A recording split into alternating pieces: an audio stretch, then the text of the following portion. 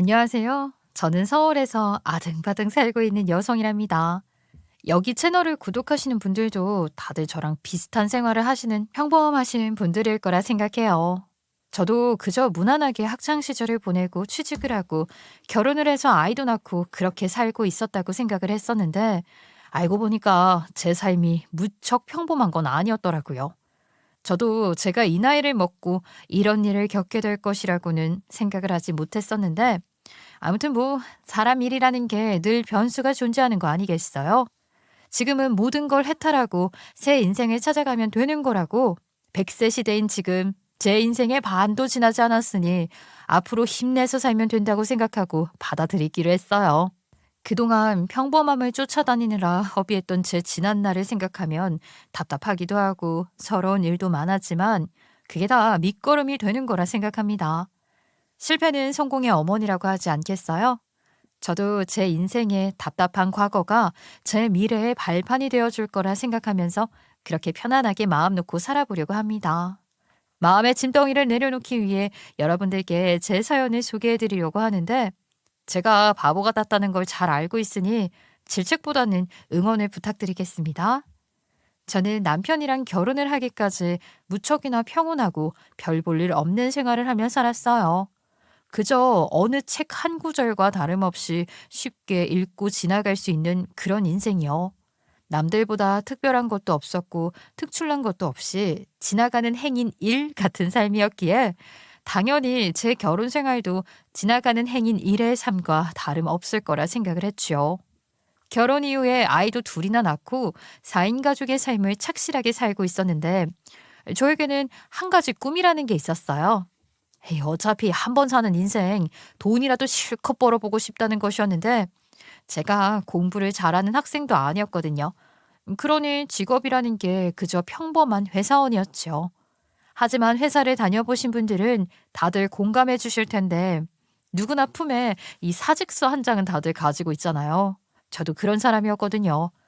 물론 아이를 낳고 자연스럽게 육아에 전념하기 위해서 회사를 그만두게 되었지만 남 밑에서 일을 하기보단 제 사업을 가지고 싶다는 꿈을 가지고 있었어요. 아이들이 적당히 크고 어린이집을 다니면서 시간적 여유가 생기게 되니까 사업을 하고 싶다는 생각은 점점 더 커지게 되었죠.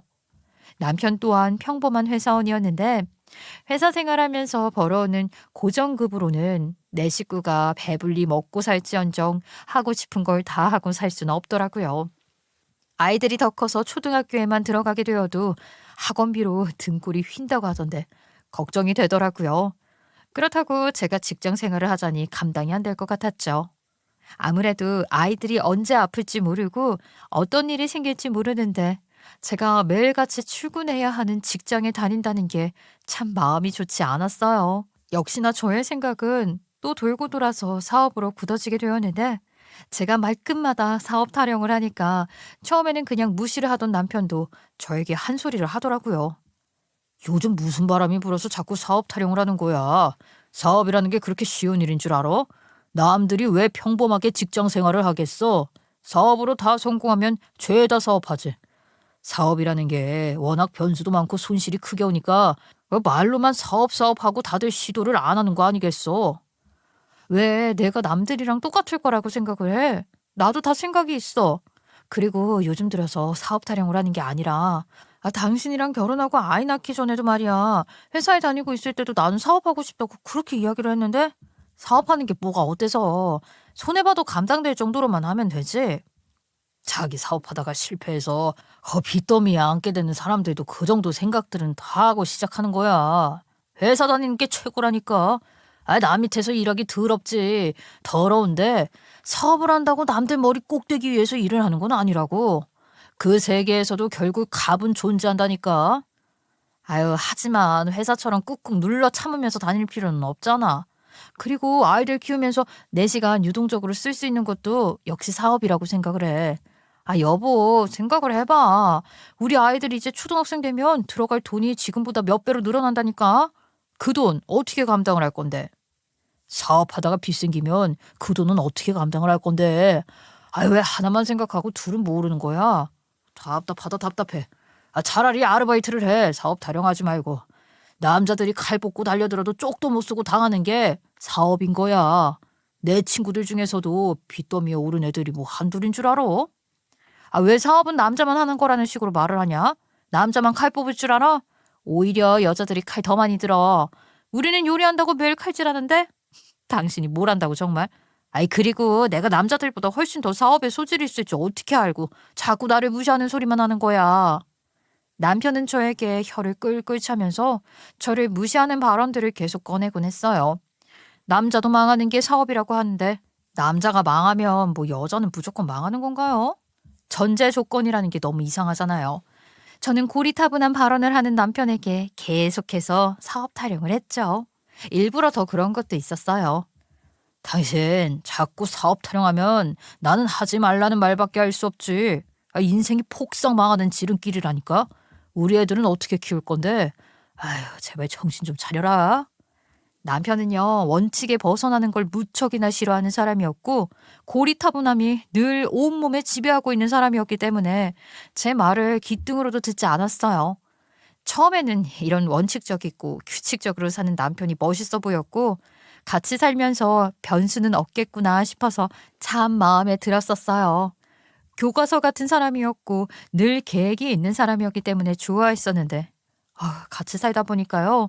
이게 정답이 아니더라고요. 얼마나 답답하던지 속이 들끓었어요. 정말 틀에 박힌 사람이었기 때문에 뭐 하나 설득하기도 쉽지 않았었고요. 근데 뭐 제가 고른 사람이니 어떻게 하겠어요? 제가 고쳐가면서 살았어야 했어요. 남편은 그래도 제가 꾸준히 이야기를 하면 듣는 척은 해줬었는데 이상하게 사업에 관한 부분만큼은 죽어도 들어주질 않더라고요.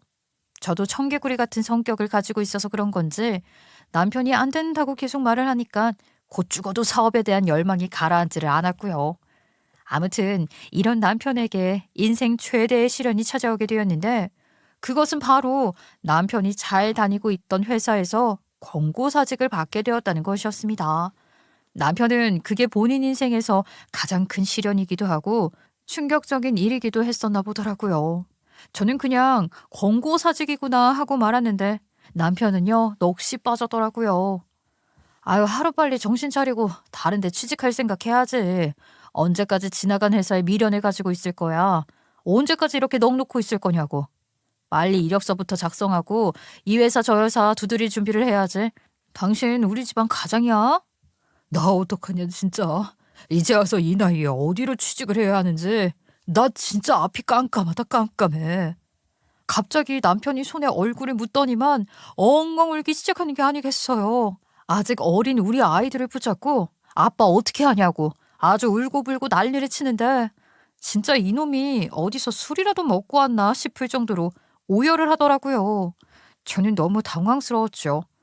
뭐 어차피 다시 재취업하면 장땡 아닌가 하고 생각을 했으니까요. 남편이 경력이 부족한 사람도 아니었고 충분히 다른 회사에 갈 수 있을 법한 스펙을 가지고 있었는데 그 회사 하나 잘렸다고 아주 세상 무너지는 것처럼 굴었으니까요. 남편이 엉엉 울면서 애들 끌어안고 난리를 치는데 진짜 어이가 없어서 남편한테 울긴 왜 우냐고 소리를 지르고 그랬죠.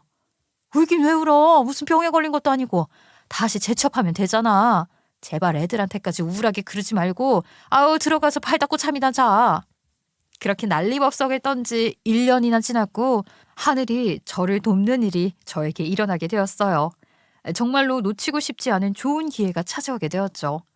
저희 친척분들 중에 한 분이 고깃집을 운영하고 계셨는데 장사가 잘 돼도 너무 잘 되어서 분점을 내겠다고 하신 거죠. 하지만 본점을 운영하기도 벅찬데 분점을 누가 관리를 해야 하나 고민을 하다가 그래도 가족이 운영하는 게 좋겠다 싶으셨나 봐요. 저희 친정어머니께 투자를 조금 하고 분점을 운영해 볼 생각이 없냐 하셨고 친정엄마는 몸이 별로 좋지 않아서 고깃집을 운영하긴 벅찰 것 같다고 거절을 하셨어요. 그런데 친정어머니께서 생각을 하면 할수록 그 자리가 너무 아까웠던 거죠. 그래서 저에게 살짝 제안을 하신 겁니다. 그 고깃집이 얼마나 잘 되는지 너는 모르겠지만 줄까지 서서 먹어야 하는 집이라더라. 무슨 방송에도 몇 번 나오고 했다는데 네가 해볼 생각 없니? 투자금이야 내가 조금 지원해주면 되는 거고. 너도 지금 하는 일 딱히 없으니까 운영을 해보는 것도 나쁘지 않을 것 같아서 말이야. 제 평생 소원이 사업을 해보는 것이었기 때문에 저는 그 제안을 놓치고 싶지 않았고, 일단 기본적으로 가게를 운영하면서 필요한 거래처들은 다 되어 있는 상황이었어요. 말 그대로 운영만 하면 그만이었기 때문에 저는 이 제안이 너무나도 달콤하게 느껴졌죠. 남편에게 통보하듯이 말을 하자 당연히 길길이 날뛰었어요. 아니, 지는 제 취업도 안 하고 집구석에 서 있으면서 왜 길길이 뛰는지 어처구니가 없었어요. 뭐라고? 고깃집을 운영하겠다고? 아이고, 이 여편애야. 그게 쉬운 일인 줄 알아? 고기는 어디서 들고 올 거고 식재료들은 어떻게 할 건데? 아, 반찬들은? 어차피 분점 내는 거라 그런 거래처들은 다 정해져 있어. 그리고 반찬들은 우리 이모네 가게에서 레시피 받아서 하는 건데, 아, 뭐가 문제야? 무슨 돈이 있어서 고깃집을 차릴 건데. 어쨌든 가게를 내고 하려면 투자금이라는 게 있어야 할 거 아니냐고. 우리가 지금 무슨 돈이 있어서 고깃집을 해. 지금 생활비도 없어서 겨우겨우 손가락 빨고 있는데 뭐 빚만 더 늘리겠다는 거야? 뭐야? 아, 진짜 당신이 생각이라는 걸 했으면 좋겠어. 투자금은 엄마가 도와주시겠다고 했고, 본점 자체가 장사가 잘 돼서 분점을 내겠다는 거니까 어느 정도 보장이라는 게 되어 있을 거 아니야. 아직 시작도 안 해봤는데 왜 초를 치고 그래? 내가 알아서 잘할 테니까 당신은 좀 가만히나 있어. 당신 돈 들어가는 일 없게 할 테니까. 그래, 어디 한번 잘해봐라. 그렇게 사업 타령을 하더니만 그 쫄딱 망해봐야 정신을 차리지. 내가 하지 말라는 데는 다 이유가 있는 거야. 알겠어? 나중에 울고불고 후회하지 마. 나는 절대로 안 도와줄 테니까. 어쨌든 저는 친척이 운영하는 고깃집에 대한 매출도 들어서 알고 있었고, 맛집으로 이미 유명했기 때문에 자신감이 있었고, 사업에 대한 열망이 존재했기에 열심히 해볼 생각이었어요. 무엇이든지 간에 제가 노력하면 그만큼의 성과가 나올 거라는 자신감이 있어서 남편이 옆에서 뭐라고 하든 말든 신경 안 쓰고 움직였죠. 남편은 적당히 말을 하면 제가 그만둘 줄 알았는데, 고깃집을 차린다고 밖으로 나돌아다니자 저에게 잔소리를 끊임없이 해댔어요. 아우, 정말 지겨워 죽는 줄 알았어요. 제가 듣는 척도 안 하고 준비를 하니까 나중에는 저를 붙잡고 진지하게 이혼을 하자고 말을 하더라고요. 저는 뭐 콧방귀를 뀌었죠. 내가 지금 그냥 하는 소리 같아? 당신이랑 이혼이라도 할 생각이 있다고 말을 하는 거야. 사업이 잘못되면 우리 부부만 망하는 게 아니라 애들 인생도 망하는 거야. 애들 학원비는 어떻게 할 거냐고. 나한테 잔소리했던 건 기억 안 나? 이혼이라도 해. 나까지 당신 빚 또 안고 싶지 않아. 빚낼 게 뭐가 있는데. 투자 비용도 친정에서 해준다고 하는데 손해볼 게 뭐가 있냐고. 당신이야말로 너무 겁쟁인 거 아니야? 뭐라도 해서 먹고 살아야 할 거 아니야. 우리 집에서 도와주고 있는 건 왜 쏙 빼는데? 우리 집도 지금 등골이 휜다 휘어. 내가 취직 준비하고 있으면서 간간히 아르바이트도 하고 있는데 조금만 참으라고. 당신이 지금 회사를 그만둔 지도 시간이 얼마나 흘렀는데 계속 참아라 기다리라 하는 거야. 두고 봐. 내가 보란 듯이 고깃집 운영해서 떼돈을 벌 테니까. 우리 애들 절대로 고생 안 시킬 거야. 그러니까 당신도 제발 부정적인 생각 그만하고 이제는 제발 좀 응원 좀 해주라. 남편은 제가 고깃집을 운영하기 시작하자 어떻게든 트집을 잡고 싶어서 안달난 사람처럼 굴었지만, 남편의 예상과는 달리 고깃집은 장사가 잘 되었어요. 본점을 운영하시는 친척분께서 2호점까지 홍보를 해주신 덕분에 1호점에서 줄을 서서 밥을 먹던 고객들이 전부 2호점으로 몰려오게 되었거든요. 고깃집에 빈자리가 없을 정도로 오픈과 동시에 손님들이 몰려오기 시작했고, 그동안 본점에서 배운 레시피를 공부했기 때문에 맛도 보장이 되어 있었어요. 장사가 잘 되자 남편은 초기 오픈빨이라고 금방 손님들이 사라질 거라고 악담을 퍼부었지만, 그것 또한 예상에서 완벽하게 빗나가게 되었죠. 고깃집은 보란 듯이 매일 초대박 매출을 냈고요. 저는 돈방석에 바로 앉지는 못했지만 그래도 애들 공부시키는데 부족함 없이 생활비를 벌게 되었어요. 사실 남편이 계속해서 일을 쉬고 간간히 아르바이트를 하면서 생활비를 보태고 있었는데, 그걸로 4인 가족이 생활하기엔 덕없이 부족하지 않겠어요? 남편이 직장에서 권고사직을 당한 걸 알게 된 시댁에서 제가 고깃집을 오픈하기 전까지 계속해서 도움을 주고 계셨었거든요. 큰돈을 보내주신 건 아니었지만 그래도 저희 식구들이 굶어 죽을 일은 생기지 않게 도움을 주셨기 때문에 생활고에 시달리면서도 생계를 유지할 수 있었고요. 그러다가 고깃집을 내고 장사가 잘 되기 시작하니까 시댁에서도 잘했다 칭찬을 해주셨고 남편도 이제서야 은근슬쩍 인정을 해주더라고요. 에이, 솔직히 당신이 겉멋만 들어서 사장님 행세나 하고 운영은 별로 못할 줄 알았는데 가게 가보니까 체계도 잘 잡혀있고 나름 맛집 운영하는 사장님 같더라. 매출도 날이 갈수록 늘어난다고 하니까 하길 잘했다 싶기도 하고 말이야. 적어도 우리 애들 공부시키는데 부족함이 없으면 그걸로 된 거지? 참나, 언제는 사업하면 망할 거라고 그렇게 나한테 뭐라고 하더니만 이제 와서 장사 잘 되니까 말 바꾸는 거야? 나한테 이혼하자고 난리칠 때는 언제고 말이야. 당신이 나한테 사업하지 말라고 눈치 줄 때 내가 얼마나 마음고생을 했는데 말 한마디로 그 빚을 청산하려고 해? 아유, 내가 또 언제 그렇게까지 눈치를 주다고 그래. 당신이 사회생활 그만둔 지도 오래됐고 사업은 한 번도 해본 적이 없으니까 걱정을 한 거지. 웃기고 있네. 누가 걱정한다고 이혼 이야기를 꺼내냐 이 소리야. 아유, 됐어. 당신이 눈치 준 거나 쓸어 담을 생각해. 나는 당신이 너무 얄미워서 꼴도 보기 싫었었거든. 제가 이혼 이야기를 꺼낼 때마다 남편은 제 눈치를 보면서 입을 꾹 다물었어요. 이제 와서 돈을 쓸어 담고 있는데 이혼하기는 죽어도 싫었겠죠 뭐. 남편은 계속 무직이었거든요. 고깃집은 소위 말하는 대박이 나게 되었고 차린 지 2년 만에 직원이 20명 이상이 될 정도로 커지게 되었죠. 전부 친척분과 친정집에서 도와주신 덕분이었기 때문에 저야 늘 감사한 마음을 가지면서 살고 있었습니다. 거기다가 남편이 무직이었기 때문에 시댁에서 생활비를 지원받고 있었다고 말했었잖아요. 시댁에서 도움을 주셨던 게 고맙기도 했고 저도 은혜를 갚을 줄 아는 인간이었거든요. 어쨌든 남편의 부모님이고 저희 아이들의 할머니, 할아버지니까 제가 돈을 번다고 해서 입을 씻으면 안 된다고 생각을 했어요. 고깃집 장사가 잘 되기 시작하면서부터 저는 역으로 시댁을 지원하기 시작했어요.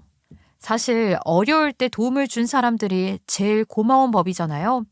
남편이 회사에서 권고사직을 당해 잘리게 된 이후부터 제가 고깃집을 차려서 돈을 벌기 시작한 그 기간까지 거의 1년 6개월 정도의 공백기가 있었어요. 그 기간 동안 남편이 받아온 퇴직금 그리고 시댁에서 지원을 해주신 돈이 아니었으면 저희는 집도 절도 없이 서울역에서 구걸을 해야 했을지도 몰라요. 시댁에서 힘들 때마다 생활비를 지원해 주셨기 때문에 남편이나 저도 힘을 내서 생활을 하고 다시 한번 이렇게 재기를 할 수 있게 된 것이나 다름없었으니까요. 그렇기 때문에 저도 역으로 시댁에 생활비를 지원해 드려야 한다고 생각했고 제가 버는 것만큼 더 잘해야 한다고 늘 다짐을 하면서 살았지요. 게다가 그때쯤 타이밍이 좋은 건지 나쁜 건지 시아버지께서 허리 수술을 하셔야 하는 상황이 왔고 수술비부터 시작해서 통원 치료비에 재활비까지 전부 보태드렸어요. 힘들 때 도움드리는 것만큼 좋은 것도 없다 생각했기에 시댁에서 보내주신 응원만큼 저도 당연히 살림에 보탬이 되어야 한다고 생각을 했죠. 저도 양심이 있는 사람이니까 시댁이 아무리 밉다 한들 저에게 생활비를 주시면서 잔소리를 했던지 간에 상관없이 보탰어요. 내가 너희들 도우면서 그동안 적금 들었었던 것도 죄다 까먹고 하는 바람에 우리 남편 수술비는커녕 생활비도 없다. 나이 먹어서 자식들에게 손 벌리고 싶지는 않지만 아무리 그래도 우리가 너희 생활에 도움을 준 만큼 너희도 해줘야 하지 않겠니? 그 말에 수술비와 치료비를 제외하고도 일정 금액 생활비를 보태드렸고요. 그 돈이 전혀 아깝지 않은 것은 아니었지만 나가야 할 돈이라고 생각하기로 마음을 고쳐먹었죠. 그래도 고깃집 운영이 워낙 잘 되고 있었으니까 큰 부담은 아니기도 했고요. 물론 시댁에만 돈을 들였던 것은 아니었어요. 제가 고깃집을 열 때 가장 큰 도움을 주었던 것은 친정 아니겠어요? 투자 비용의 100%를 지원해 주셨으니까요. 게다가 원래는 친정 어머니께 왔던 제안이었는데 어떻게든 제 살림을 좀 펴게 해주시려고 저한테 넘기신 것이었잖아요. 그러니 저도 돈이 쌓이면서 친정에서 주셨던 투자금을 갚기 위해서 이자까지 쳐서 돈을 드렸죠. 당연히 친정 부모님께서는 이자 비용 받지 않겠다고 하셨었어요. 하지만 딸 마음이 또 다르잖아요. 믿어주신 만큼 갚아야 한다고 이자까지 쳐서 갚았는데 남편이 그 사실을 알고 딴지를 걸더라고요. 아니, 처가에는 왜 이렇게 많은 금액을 들이고 우리 집에는 꼴랑 돈 100만 원이 전부야. 아무리 그래도 양가에 정확하게 반반 드려야지. 당신 돈 좀 번다고 유세 떨어? 무슨 소리를 하는 거야? 시댁에는 당연히 우리한테 그동안 지원해 주신 만큼 보내는 거고 친정에는 투자 비용 보태주셨던 거 이자 쳐서 갚는 건데 금액을 어떻게 똑같이 드려? 그동안 받은 만큼 돌려드리는 거야? 아이, 어떻게 그렇게 딱딱 맞춰서 드리냐? 그리고 처가에는 왜 이자까지 드리고 우리 집에는 이자 안 보내주는데 우리 집에서 1년 반 동안 도와주신 금액이 얼만데 그것도 당연히 이자 쳐서 보내드려야 하는 거 아니야? 이런 게 바로 차별이라는 거야, 차별. 우리 부모님 알면 속상하시겠다. 금액에서 보내주신 게 아예 다른데 왜 그래? 매달 100만 원 받은 거에 이자 해봐야 얼마라고. 알았어? 앞으로 5만 원 더 드리면 되는 거잖아. 저가에는 몇백을 주면서 우리 집에는 꼴랑 105만 원을 주겠다고? 이야, 당신 무섭다 무서워. 어쩜 그리 딱 반반 나누려고 그래? 생활비라는 건 필요한 만큼 드리는 거지. 우리 집도 요즘 힘들다고 엄청 걱정 많으시던데 이왕 드리는 거 조금 더 챙겨드리면 안 돼? 당신 주머니에 돈 쌓이고 있잖아. 그러면서 저에게 그동안 시댁에서 받은 게 더 많은 것 같다.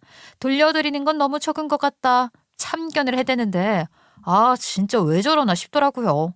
그러는 남편은 아직까지도 핑곗거리만 대면서 취직을 하지 않았고요.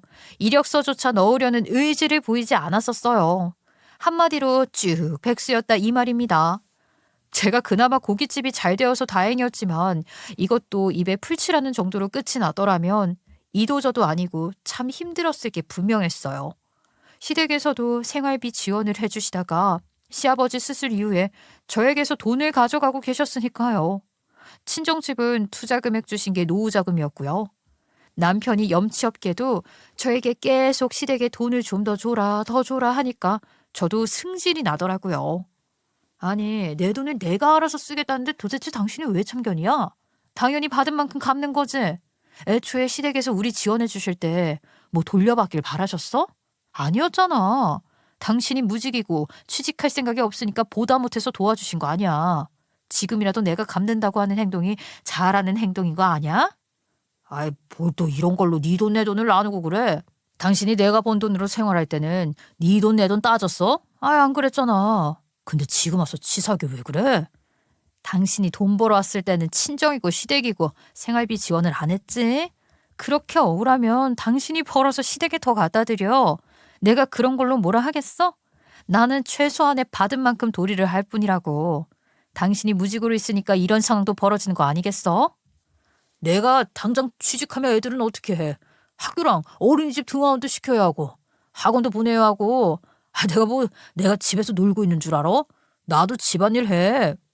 아이고, 누가 보면 아주 열렬한 주부 납셨다. 그거 말고 당신이 하는 게 뭐가 있는데. 허구한 휴대폰 게임이나 하고 자빠졌으면서 가게 나와서 일손 도울 생각도 안 하잖아. 그거는 당신이 내가 옆에 있으면 참견하면서 시끄럽다고 집에나 있으라고 해서 그런 거 아니야. 당신 진짜 그러는 거 아니다. 내가 벌어서 생활할 때는 말이야.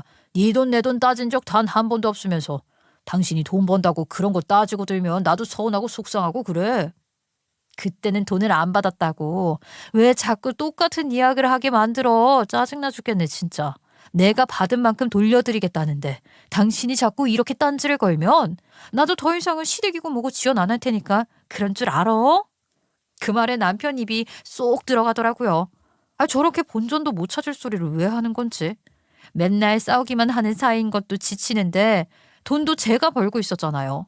정말 마음 같아서는 다시 곱게 포장해서 시댁 앞에 반품이요 하고 두고 오고 싶더라고요. 하지만 애들 생각도 해야 하고 뭐 제 마음대로 이혼할 수는 없으니까요.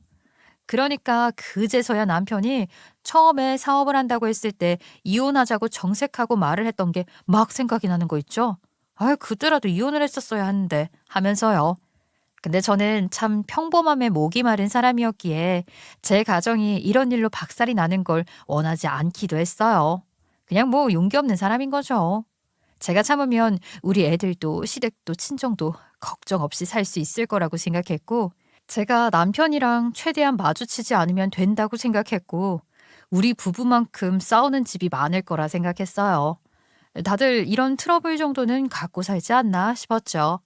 그중 제일 큰 이유가 사실 애들 때문이었는데 우리 아이들에게서 아빠를 빼앗는다는 건 못할 짓이라고 생각했기 때문이었어요. 아무래도 한부모 가정이라는 게 요즘 별일 아니라고 하지만 저한테는 또 다른 문제더라고요. 멀쩡히 살아있는 아빠를 더 이상 못 보게 한다는 것도 아이들에게는 큰 상처일 수 있었기에 제가 마음을 꾹꾹 눌러 담았죠. 하지만 시댁에서는 매달 묵묵히 생활비를 보내는 저를 호구쯤으로 생각이라도 하신 건지 뭔지 저에게 점점 더 무리한 것들을 요구하기 시작했어요. 처음에는 시어머니가 아무렇지도 않게 겨울이 되어서 추워졌으니까 단단하게 여밀 외투가 필요하다고 하시면서 옷 한 벌 해달라고 하시더라고요.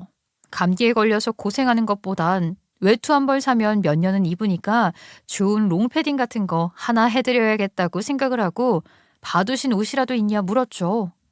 받은 옷이야 많지. 요즘은 옷들이 얼마나 잘 나오는지 하나같이 윤기도 잘 흐르는 것들이 딱 봐도 부잣집 사모님 같아 보이더라. 내가 가한 건 요구를 못해도 말이야. 그래도 한 번 사면 몇 년은 입을 옷인데 그 싸구려 인조덜 같은 건 사면 안 되지 않겠니? 너도 인젠 돈방석에 올라앉았는데 그 정도는 내가 받아도 되겠지? 아니, 무슨 옷을 보셨길래 윤기가 자르르 흐른다. 인조털 이야기가 나오고 그러세요? 저는 스포츠 브랜드에서 파는 롱패딩 하나 사드리려고 했는데. 예, 내 나이가 몇 갠데 어린애들처럼 뭐 패딩을 입고 그러겠니? 적어도 내 나이에는 말이야 밍크 코트 같은 거 한 벌은 있어야지. 내 친구들도 하나씩은 가지고 있더라. 요즘 뭐 여우털이니 터키털이니 해서 엄청나게 잘 나온다고 하던데. 아니 나도 그런 거 하나 사줘라. 털로 된 코트를 사달라고요? 아이 그런 거는 하나에 몇백만 원씩 하지 않아요. 어머님 아무리 그래도 옷 한 벌에 몇백만 원 쓰긴 좀 그렇죠. 얘는 장사한다는 애가 세상 물정을 왜 그렇게 몰라? 뼈백은 무슨. 요즘 괜찮은 거 하나 사려면 몇 천만 원은 줘야지. 그리고 너네 그 정도는 벌지 않니? 남편은 돈 한 푼 안 벌어오는데 저희가 무슨 돈이 있어서 그렇게 비싼 걸 해드려요. 그 돈이면 저희 1년 생활비예요. 저희가 아무리 돈을 많이 벌어도 노후 대비해야죠. 지금 당장은 잘 벌지 몰라도 이게 언제까지 유지될지도 모르는 거고. 남편 말대로 사업이 한 번에 망할 수도 있는 건데요. 우리가 그동안 너네한테 생활비 준 거 따지면 나도 좋은 밍크코트 한 번은 가질 수 있었다. 내가 친구들 만날 때마다 거적대기 입고 나가서야 되겠니? 며느리가 엄청 잘 나가는 고깃집 사장인데 나도 그 정도 사치는 부려도 되는 거 아니니? 그동안 내가 해준 게 얼만데. 물론 시어머니가 힘들 때 도움을 준 거야 잘 알죠. 저도 그러니까 군소리 없이 생활비 드리고 있었고요. 아무리 그래도 밍크코트는 아니지 않나요? 어이가 없더라고요. 그동안 생활비를 지원해줬다는 이유로 뽕을 뽑으려고 하는데 사람이 이렇게 앞다르고 뒤다를 수 있나 싶더라고요. 그뿐만이 아니었어요. 집이 나에 가서 그런 건지 뭔지 집이 너무 추운 거 있지? 뜨거운 물도 영 시원치 않게 나오는 게 아무래도 보일러를 바꿔야 하는 공사를 해야 할 것 같다. 우리가 집수리 한 번 없이 십수년을 이 집에서 살지 않았겠니? 예, 다른 집 며느리들은 시어머니가 이런 소리 하기 전에 뭐 필요한 거 없냐고 먼저 물어본다더라. 하물며 광고에서도 어머님 댁 보일러 새로 놔드려야겠어요 하는 마당에 넌 너무한 거 아니니? 가게 일도 바빠 죽겠는데 어떻게 일일이 챙기겠어요. 아니 보일러가 고장 나신 거예요? 수리로는 안 된대요? 그냥 오래돼서 시원치 않다니까. 이참에 새 걸로 바꾸면 서로 좋은 거지 뭐. 보일러 공사하는 동안 나랑 니네 시아버지는 어디 여행이라도 다녀오마. 보통 공사하는데 2, 3일 걸린다고 하니까 우리도 온천이니 뭐니 좋은 데 좀 보내주고 해라. 시어머니는 보일러가 오래됐다고 공사를 해달라고 하면서 그 기간 동안 여행도 보내달라고 했어요. 아우 저는 기가 막혀서 말도 못하고 있는데 남편이 또 옆에서 부추기는 겁니다. 그래 엄마나 집이 오래돼서 나도 계속 신경 쓰였는데 아이 참에 온천 여행도 다녀오시고 그동안 집도 좀 손 좀 보고 그럴게요. 우리 마누라가 그런 거 그냥 넘어가는 사람 아니잖아. 걱정 말고 다녀오세요. 당신이 또 그런 거 잘 알아보니까 시간 내서 좀 알아봐주고 그래. 우리 부모님이 뭘 아시겠어 늙어서. 진짜 열이 받는 게 본인은 손 하나 까딱 안 하고 코 풀려고 하는데 진짜 왼수가 따로 없다는 생각이 들었죠. 그래도 보일러는 정말 또 겨울 내내 생활과 연관이 있으니 어쩔 수가 없었어요. 거기다가 저도 별로 할 말이 없게 보일러를 교체하러 오신 기사님이 진짜 오래된 모델이라고 혀를 내두르시더라고요. 진작 신경 써드리지 못해서 조금 죄송스러운 마음도 들긴 하더라고요. 아무리 얄밉고 싫어도 가족은 또 가족이니까요. 하지만 이 정도에서 끝이 났으면 저도 안쓰러운 마음 가진 걸로 끝났을 텐데 시댁의 욕심은 끝이 없었어요. 이번에 우리 조카 중에 말이야, 한 명이 결혼을 하고 친척 중 하나는 칠순잔치를 한다고 하더라. 당연히 빈손으로 가는 건 말이 안 되고 말이야. 그 축의금으로 100만 원씩은 해야 마음이 좀 놓이지 않겠니? 집안 사람들이 우리 며느리 고깃집 하는 거 다 알고 장사 잘 되는 것도 다 아는데 말이야. 아니, 그분들은 저희 결혼식에 축의금 얼마나 주셨는데요? 시댁 친척분들이 주신 축의금들은 어머님께서 가져가셔서 저희 부부는 모르거든요.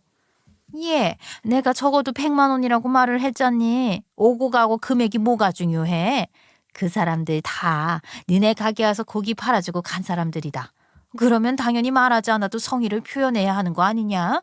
정확하게 얼마가 왔으니 얼마만 보내야겠다 하면 안 되는 거야. 사람 사는 게 다 다른데. 그래도 10만 원 줬는데 100만 원 보내는 건 아니잖아요. 받으시는 분들이 부담스러울 수도 있는 거고 적당히 보내야 하지 않을까요? 돈은 뭐든지 많이 주는 게 좋은 거 아니겠니? 우리 며느리가 돈도 잘 버는데 그 덕 좀 보자. 도대체 하나하나 알려줘야 하는 거야? 시어머니는 저에게 친척분들의 축의금까지 달라고 했고 날이 갈수록 안 좋아지기만 한다는 시댁의 사정상 어쩔 수 없이 저는 그 돈을 전부 지원했어요. 제가 모른 척 할 수 있는 상황도 아니었고 그 돈이 아깝지 않은 것도 아니었지만 흔쾌히 들을 수 있을 정도의 재력이 생기기도 했고요. 거기다가 힘든 상황에 그 어떤 잔소리 없이 생활비를 지원해 주셨다는 게 참 컸죠. 하지만 시댁에서 요구하는 것들은 점점 저를 더 지치게 만들었어요. 참다 참다 친척의 친척 돌잔치에 금 세 돈을 해주고 싶다고 돈을 요구하셨을 땐 정말 아니다 싶어서 남편에게 이야기를 했죠.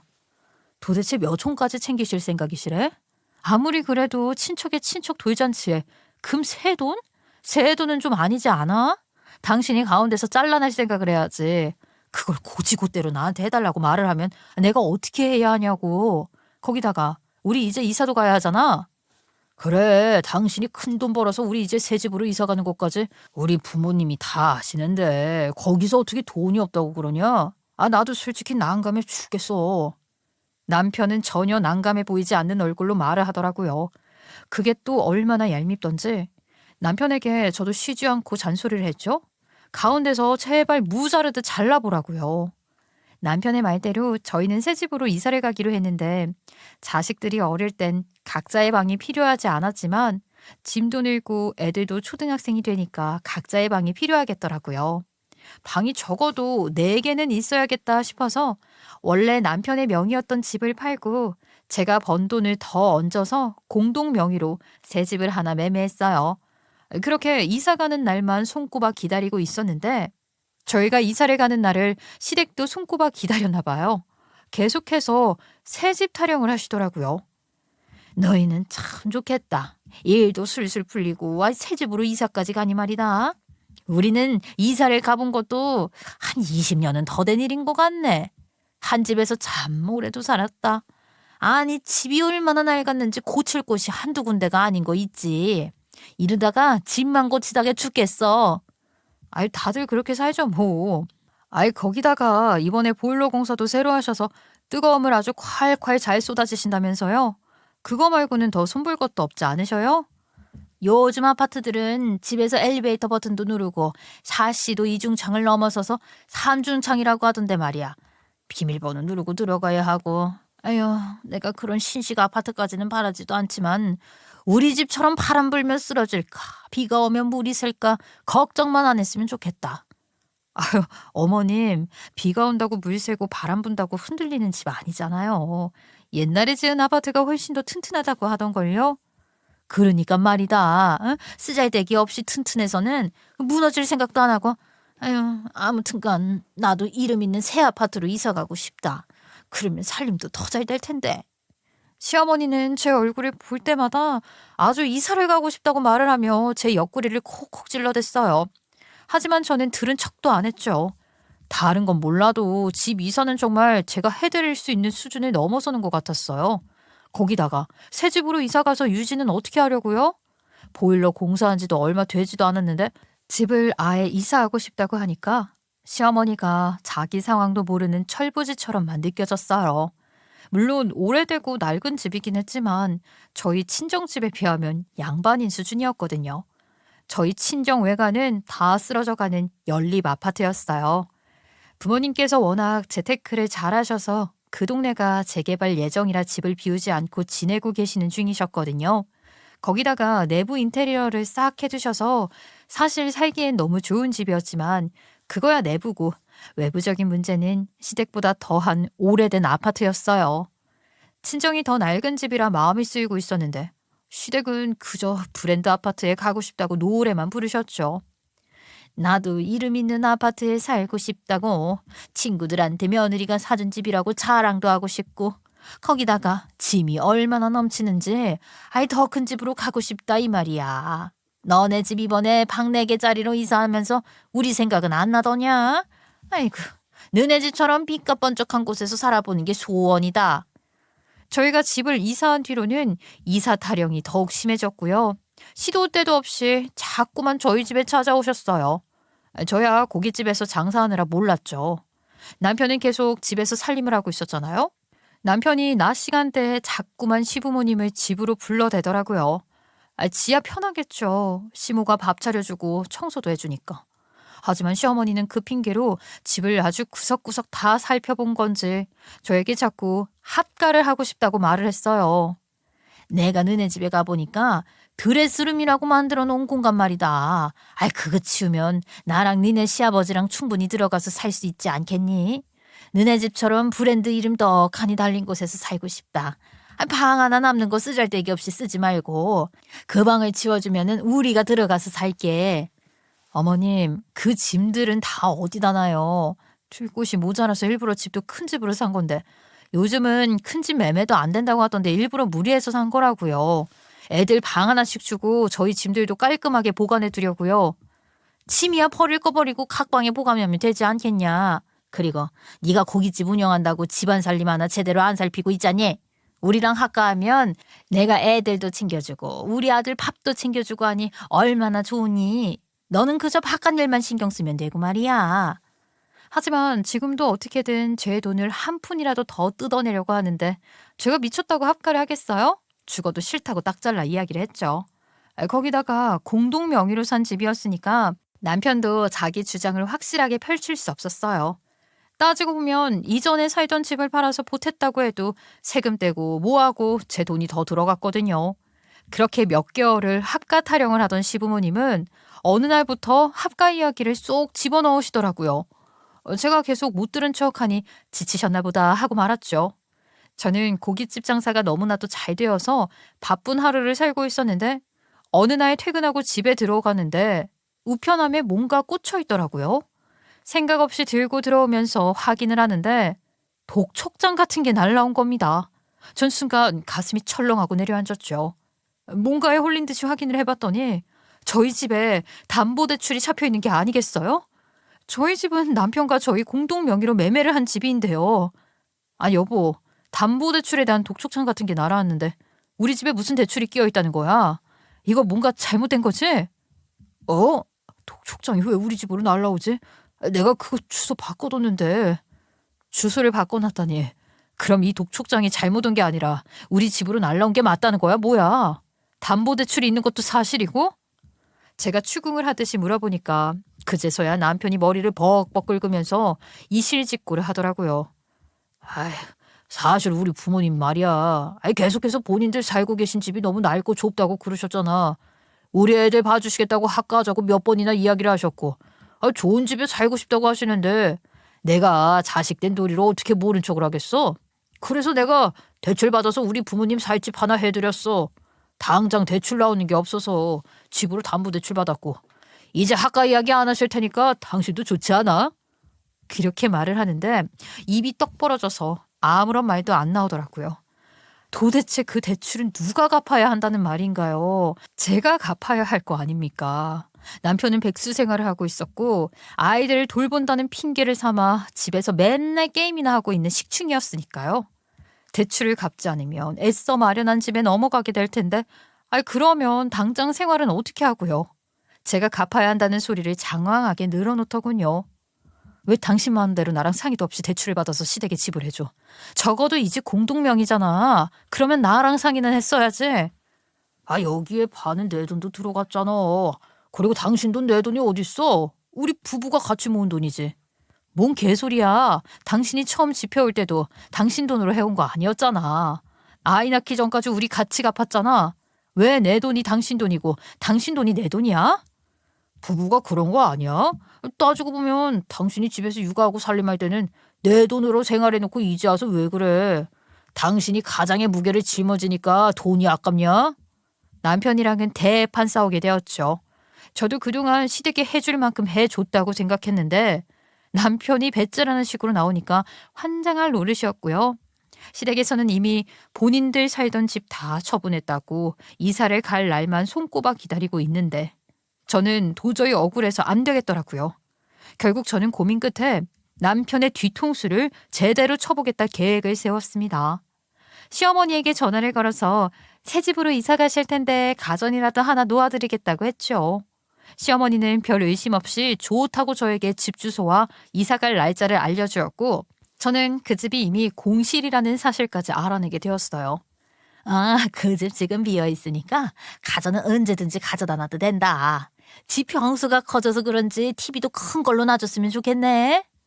저는 친정 부모님을 새 집으로 이사를 시킬 계획을 짰고 영문도 모르는 친정 부모님께서는 시댁 이사 이틀 전날 짐을 빼서 새 집으로 이사를 가게 되었어요. 이사 당일이 되고 시댁 식구들이 이삿짐 센터 직원들과 짐을 전부 포장해서 딱 새 집에 도착을 했는데 이미 저희 친정 부모님이 계시고 저도 있으니 황당해 하시더라고요. 아니, 이 짐들은 다 뭐야? 이게 무슨 짓이야? 아니, 사돈어른이 왜 여기 계세요? 이 짐들은 다 사돈댁 거예요? 우리 집에 왜 사돈짐이 있냐고요?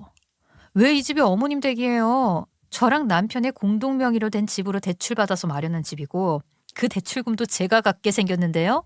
저도 억울하잖아요. 그래서 저희 친정 부모님 이사시켜드렸어요. 더 오래된 연립 아파트 사시는 게 마음이 아팠는데 이참에 효도하고 좋죠 뭐. 아무렇지 않게 이야기를 하니 시부모님이고 남편이고 길길이 날뛰면서 경우 없는 행동이라고 당장 짐 빼라고 소리를 지르는데 저도 배째라는 식으로 행동했죠. 당장 대출금 갖고 있는 게 전데 제가 왜 그 인간들의 말을 들어야 하나요? 아무리 그래도 이 집 내 명의로 되어 있는 거 알지?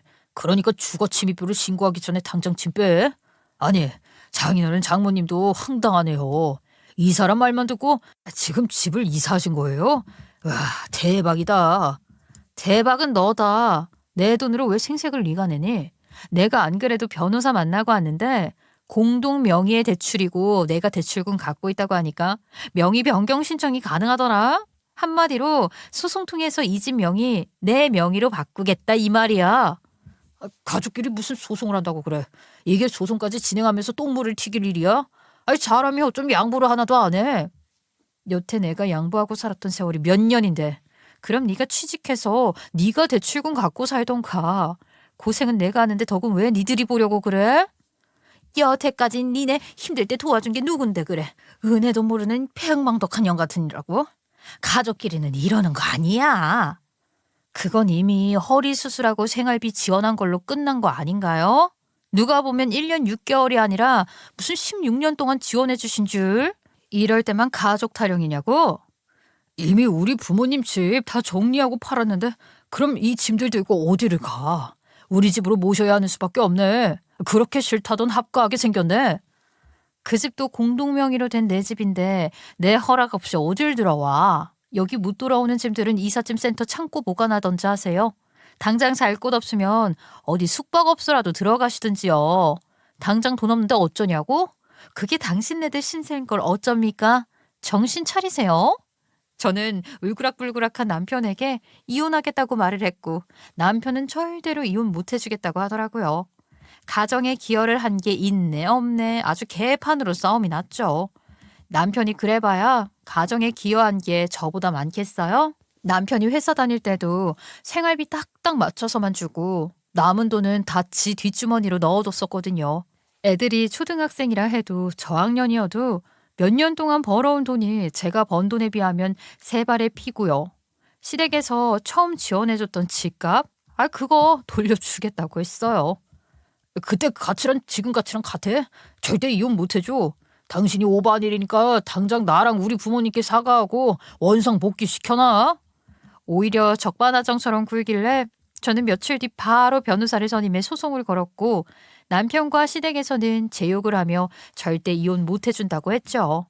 하지만 법원에서는 저의 기여도를 더 많이 인정해 주어서 이혼을 하라는 판결을 내려주었어요.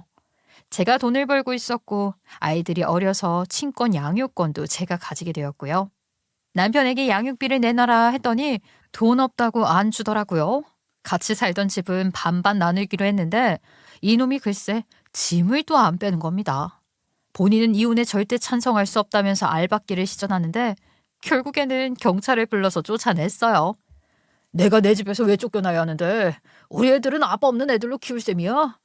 나 이혼 못해. 애들 두고 못 가. 하지만 법 앞에서는 별 수 있나요? 남편은 결국 집 한 돈 나눠 가진 걸로 아주 조그만 집을 얻어서 시부모와 셋이 생활을 하게 되었죠. 근데 그 집이 또 워낙 작아서 남편 짐, 시부모 짐이 다 들어갈 수가 없는 거예요. 그러니 이삿짐 센터 창고에 넣어둔 짐들을 찾아가지 못했죠. 저는 양육비를 받지 못해서 열이 받아 있었는데 그 창고 대여비까지 제 카드에서 결제되고 있다는 사실을 알게 되었어요. 저는 바로 결제 취소를 했는데 짐을 어떻게 하냐는 이삿짐 센터의 말에 번뜩 떠오르는 묘수가 생각이 났어요. 이전 시아버지의 취미가 골동품을 모으는 것이었는데 이게 돈이 꽤 되는 것들도 있더라고요. 저는 바로 그 물건들을 중고거래 장터에 내놓고 팔기 시작했어요. 전 남편과 이전 시부모는 당연히 모르는 일이었는데 너무나도 웃긴 게 제가 올린 이전 시아버지의 골동품을 구매하겠다는 사람이 나타나서 거래를 하러 나갔더니만 글쎄 이전 시아버지가 떡하니 서 있더라고요. 본인이 하도 골동품이 많아서 뭐가 있는지 몰랐는지 좋아 보이는 물건이라고 사겠다고 나타났는데 제가 떡하니 들고 나타난 거죠. 왠지 익숙하다 했더니만 이거 내 물건 아니냐. 지금 도둑질해서 내 물건을 갖다 팔고 있는 거야? 이게 얼마짜리인데? 뭔 소리세요? 짐 갖다 버리고 가신 거 아니었어요? 이삿짐 센터에서도 골칫거리라고 해서 제가 대신 처분하고 있었는데. 그러면 우리 집 보관했던 것들 중에서 내 골동품들을 죄다 헐값에 팔았다는 거냐? 그것들이 전부 얼마짜린데 그걸 가져다 헐값에 팔어? 이 미친 거 아니야? 얼만지가 뭐가 중요해요. 어차피 버리고 간 짐인데. 그리고 양육비로 쓰고 있어요. 그것들 판 돈으로 우리 애들 키우고 있었다고요. 정당하게요. 그러니 시아버지도 이것도 도둑질이네 뭐네 하면서 저에게 소송을 걸겠다고 난리치길래 그냥 걸으라고 했어요. 벌금 해봐야 기껏 얼마나 나오겠어요. 더럽고 추잡하게 끝까지 가자 했죠. 우리 아이들한테 양육비 한 푼 지급 안 하는 배드 파파인 거 온 동네에 소문내겠다고 하니 이전 시댁 식구들 전부 꿀먹은 벙어리 되더라고요. 전 남편이 애들 돌보면서 정도 많이 들고 애들 하나는 끔찍하게 생각했던 사람이라 그런지 애들한테 나쁜 아빠 되고 싶진 않았나 봐요. 앞으로 어떻게든 벌어서 양육비 줄 테니까 우리 아버지 골동품 파는 짓은 그만둬줘. 저는 전 남편에게 딱 2달만 기다려 줄 테니까 취직부터 하라고 했죠. 그 뒤로 뭔 정신을 차린 건지 뭔지는 모르겠지만 어떻게든 날짜에 맞춰서 양육비 보내주더라고요. 꼭 더러운 꼴을 봐야지만 말을 듣는 건지 뭔지. 저는 여전히 고깃집 장사 잘 되고 있어서 잘 먹고 잘 살고 애들 잘 키우는 중입니다. 지긋지긋한 인간들 꼴 안 보니 하루가 아주 개운하고 살만나네요. 저의 우습고 화나는 결혼 생활 이야기 끝까지 함께 해주셔서 감사합니다.